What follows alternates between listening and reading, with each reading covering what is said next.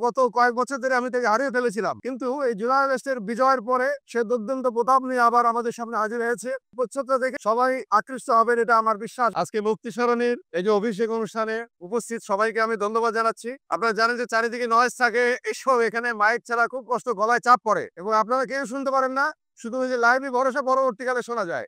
এই কারণে আমি বলবো এইসব জায়গায় অনুষ্ঠান করতে হলে একটা হ্যান্ড মাইক, যেখানে মাউথ স্পিকার সহ অবশ্যই রাখতে হবে।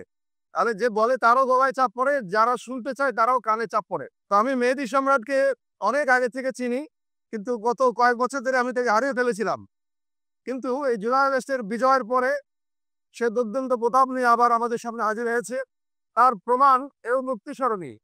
এটা দেখে আমার কাছে পত্রিকাটা নাই, দাও পত্রিকাটা দাও।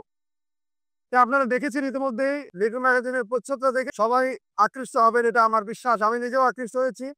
এটা আমি যখন অনলাইনে দেখি, এটার ইমেজ যখন দেখি, তখনই আমি এটার প্রতি ভালোবাসায় আমি এটার প্রতি অনেকটা আপ্লুত হয়ে যাই এবং হাতে নিয়ে যখন পত্রিকাটা দেখলাম, এখানে জামশুদ ওয়াজেদ খান আছেন, তিনি জলছবি করেন এইরকম কিতাব, মানে খুবই খুবই ভাউস এবং এতে হয়তো তার মানে মর্যাদা এবং এটা কি বলবো বাড়ে হয়তো। এবং তারা এটা সমজদার, মানে সাইজের সমজদার যারা, তারা এটার মূল্যায়ন করেন এবং এটা বুক শেলফে খুব যত্ন করে রাখা হয়।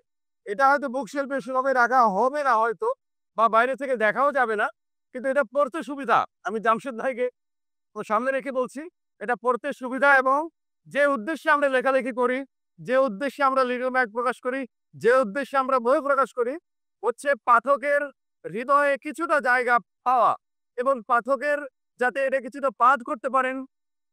এই বইয়ের, হ্যাঁ, বড় সংকলনেরও আপনার একটা লেখা, দুইটা লেখা পড়া সম্ভব। কিন্তু অনেকে ভয় পেয়ে যান। অনেকে ধাউস আকার দেখে ভয় পেয়ে যান। এর ভেতরে ঢুকতে হয়তো নেড়েচেড়ে দেখে এবং নেড়েচেড়ে দেখতেও অনেক সময় লাগে। নেড়েচেড়ে দেখতেও অনেক সময় লাগে। দেখেন কার লেখা ছাপা হয়েছে এবং নিজের লেখাটা আমরা পড়ি, অন্যদের লেখা পড়তে চাই না। তবে মুক্তি স্মরণী নামটার মধ্যে একটা স্বাতন্ত্র্য আছে এবং নামটার মধ্যে একটা বিপ্লব আছে এবং এই বিপ্লবে আপনারা সবাই শামিল হয়েছেন, যারা আরো সবাই শামিল হবেন এবং এই লিটল ম্যাগাজিন আন্দোলন স্থীমিত হয়ে গেছে। লিটল ম্যাগাজিন আন্দোলন হতোদ্যম হয়ে গেছে। যারা লিটল ম্যাগাজিন আন্দোলনে ছিল অনেক আগে থেকে, 90 দশকে কিন্তু লিটল ম্যাগাজিন আন্দোলন একটা পথিকৃৎ হিসেবে কাজ করেছে স্বৈরাচারের পতনে।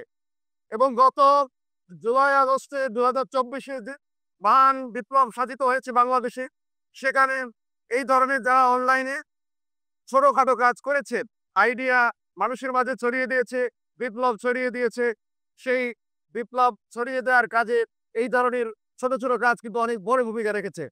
আমি আশা করি যে ভবিষ্যতেও এই ধরনের প্রতিবাদী যে স্পৃহা, সেটা আমাদের লিটল ম্যাগ আন্দোলনকারীদের মধ্যে থাকবে।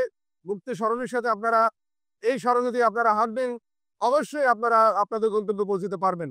আমরা যে যেমন পারি মুক্তি স্মরণকে সহযোগিতা করব, লেখা দেব এবং এই যে বিজ্ঞাপন দেওয়া হয়েছে পেছনে, আপনারা সবাই সহযোগিতা করবেন। আপনার পরিচিত, আপনার বড় ভাই বা আপনার বন্ধু, তার যদি এই ধরনের কোনো পজিশন থাকে, আপনারা চেষ্টা করবেন এই ধরনের সহযোগিতার হাত বাড়িয়ে দিতে। আমি মেহেদী সম্রাটকে সাধুবাদ জানাই এবং তাকে শুভেচ্ছা জানাই যে মেহেদী সম্রাট যেন যেভাবে যেভাবে ঝাঁপিয়ে পড়েছে, আমি দেখেছি যে এই বিপ্লবোত্তর বিপ্লবে ঝাঁপিয়ে পড়েছে। আমি মেহেদী সম্রাটকে সম্রাটের মতোই সামনে দীপ্ত প্রত্যয়ে, দীপ্ত পদক্ষেপে সামনে এগিয়ে যাবে, এই প্রত্যাশা রইল। আপনাদের সবাইকে অনেক অনেক ধন্যবাদ। আসসালামু আলাইকুম।